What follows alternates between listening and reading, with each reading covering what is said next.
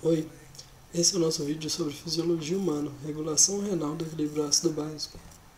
Esses são nossos integrantes.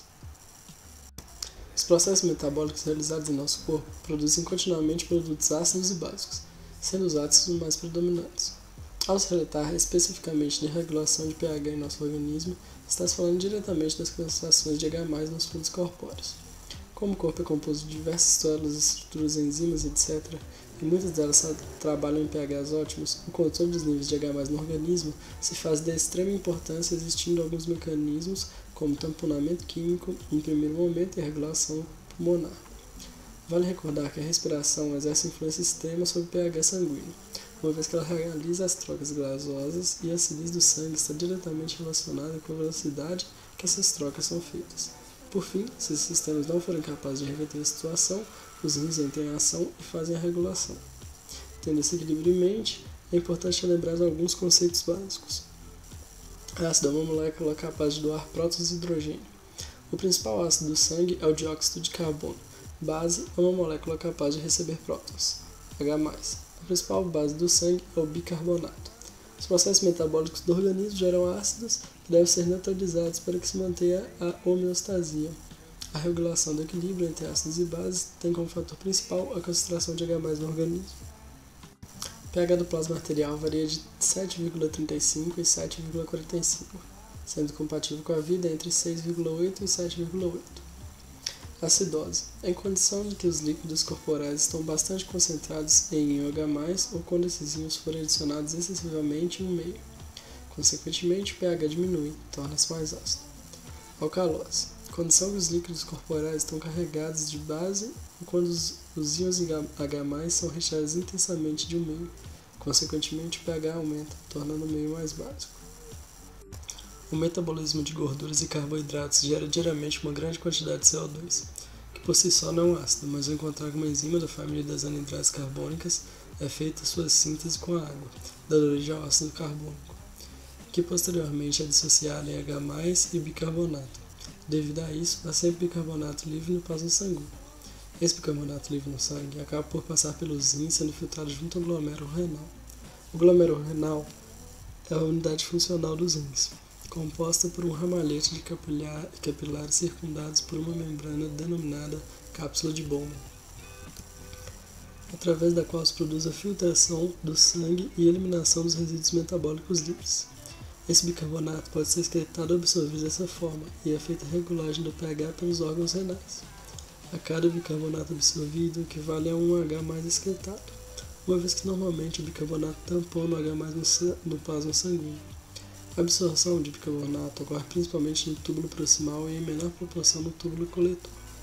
Esses túbulos são estruturas do rins que fazem o transporte de líquido dentro do presente nas células tubulares dos túbulos distais, se dissocia e se reassocia para formar CO2, água e bicarbonato, que serão reabsorvidos pelo rim. Assim, os rins de bicarbonato reabsorvidos são gerados novamente, não sendo os mesmos filtrados.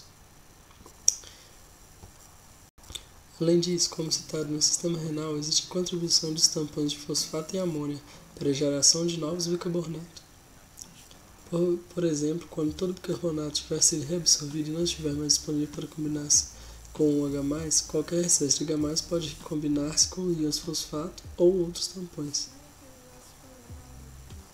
sanguíneo pelos íons H+ e bicarbonato se dá basicamente a partir de uma solução contendo ácido carbônico, que é um ácido fraco, algum composto com íon bicarbonato.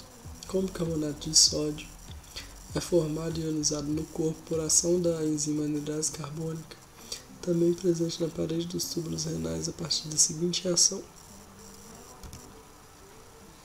O bicarbonato é mais presente na corrente sanguínea no composto bicarbonato de sódio, que se ioniza quase a uma taxa de 100%, formando o íon sódio e o íon bicarbonato. Ao unirmos os dois processos, temos a formação da seguinte reação geral.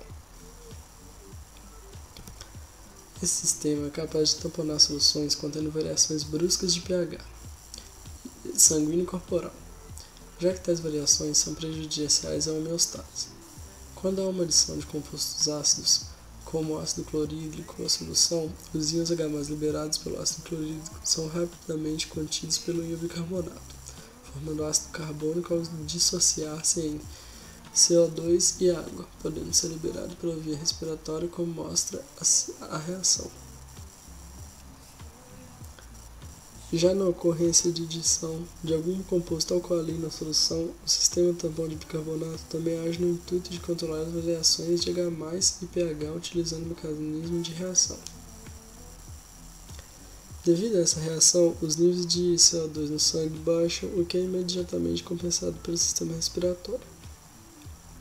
O bicarbonato é liberado pela corrente sanguínea ao mesmo tempo que um cloro é absorvido, para assim se manter o DDP da célula. E no final, esse processo, a volta do cloro para o meio extracelular para que tudo fique balanceado. A imagem ajuda a ilustrar esse processo. A princípio, o sistema tampão dos íons bicarbonato não aparenta ser muito eficiente no meio corporal, uma vez que as concentrações dos dois elementos-chave do mecanismo não são altas. Além disso, ao observarmos a curva de titulação do sistema tampão, podemos notar que o pH fisiológico o sistema atua com uma concentração de bicarbonato muito maior que a de gás carbônico dissolvido, o que prejudica a eficiência, como mostra o gráfico. No entanto, o sistema tampão hidrogênio-bicarbonato continua sendo o mais importante do corpo devido aos meios que o corpo tem de controlar a concentração desses dois compostos: o gás carbônico pelos pulmões e a excreção de bicarbonato pelos rins, de qual trataremos a seguir. No geral, o rim controla o pH extracelular excretando urina ácida ou básica. Em caso de alcalose, os rins deixam de reabsorver íon bicarbonato, o que aumenta a concentração de H+, diminuindo o pH para níveis normais. Já em caso de acidose, os rins reabsorvem o bicarbonato, que, conforme as reações descritas anteriormente, irá aumentar o pH para níveis homeostáticos. Controle de acidose. Para controlar uma diminuição do pH, os rins excretam H+ e reabsorvem bicarbonato. A absorção de bicarbonato ocorre praticamente em toda a extensão dos tubos dos néfrons, exceto na porção da alça de Henle. A excreção dos íons de hidrogênio nos tubos renais é feita pela proteína trocadora de sódio e hidrogênio, que utiliza transporte ativo secundário na forma de contratransporte para liberar H+. Basicamente, o ácido carbônico formado se dissociam e os H+ são liberados, aumentando o pH. Controle da alcalose. As respostas compensatórias à alcalose são basicamente opostas às que ocorrem na acidose. Na alcalose, a proporção de bicarbonato para CO2 no líquido extracelular aumenta, causando uma elevação no pH, o que faz com que o sistema renal tenha que excretar bicarbonato e reabsorver íons hidrogênios para reduzir o pH. Existem dois tipos de alcalose. A alcalose respiratória, que é causada pela queda da concentração de H+ devido à hiperventilação pulmonar, que causa redução na concentração de CO2, que geralmente é resolvido por redução na frequência respiratória. O segundo tipo é a alcalose metabólica, causada pela excreção excessiva de íons de hidrogênio, em contraste com a absorção de bicarbonato, que não é uma condição muito comum, geralmente utilizada pelo uso de diuréticos ou pelo excesso de aldosterona. Mecanismo tampão e íons de hidrogênio e fosfato. Embora o sistema tampão-fosfato não seja importante como tampão do líquido extracelular, ele tem papel importante no tamponamento do líquido tubular renal e dos líquidos intracelulares. Os principais elementos do sistema tampão-fosfato são o H2PO4 e HPO4. Ao se acrescentar ácido forte, como ácido clorídrico, a mistura dessas duas substâncias, o hidrogênio é aceito pela base HPO4 e convertido em H2PO4. O resultado dessa reação é o ácido forte, ácido clorídrico. É substituído por quantidade adicional de ácido fraco, NaH2PO4, e a queda do pH é minimizada. Quando base forte, como o hidróxido de sódio, é acrescentado ao sistema tampão, o H- é tamponado pelo H2PO4, formando quantidades adicionais de H2PO4 mais água.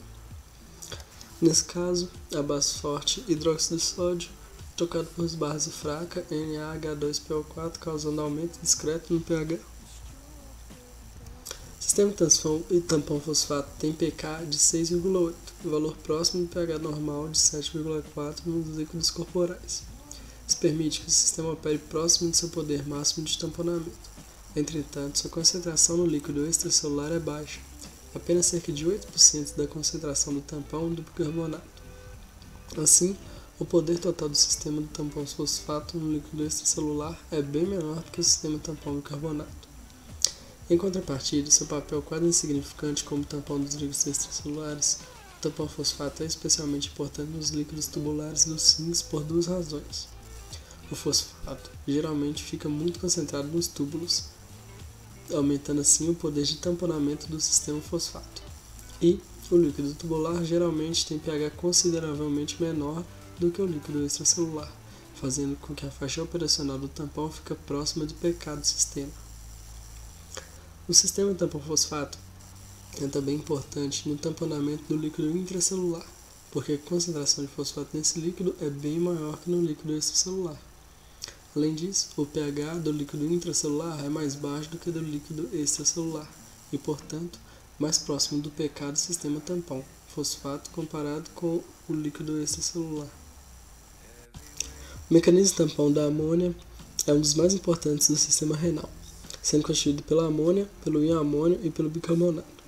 Tal sistema tem uma alta capacidade de controle fisiológico. Assim, por vias gerais, o aumento da concentração de íons H+ no líquido extracelular estimula o metabolismo da glutamina, que produz íon amônio e bicarbonato. Esse será utilizado no tamponamento de íons hidrogênios na corrente sanguínea. O íon amônio é produzido a partir do metabolismo do aminoácido glutamina. Essa é transportada por meio de um transporte ativo para o interior das células do epitélio dos túbulos proximais, do ramo descendente espesso da aula de Henle e dos túbulos distais. Uma vez no interior dessas células, a glutamina é metabolizada tendo como produto 2-amônio e 2-bicarbonato. O íon amônio é secretado no lume tubular por meio da bomba amônio-sódio. É liberado na urina. Assim, para cada íon amônio lançado para fora da célula, o íon sódio é absorvido. O íon sódio, juntamente com o bicarbonato, está no interior da célula. Migram através da membrana basolateral e o bicarbonato é captado pelos capilares peritubulares e reabsorvido pelo sangue. Durante a acidose, tal processo ocorre no sentido de favorecimento da formação de íon amônio e absorção de bicarbonato. Já na alcalose, durante a baixa secreção de íons de hidrogênio, ocorre o oposto, favorecendo a excreção renal de bicarbonato.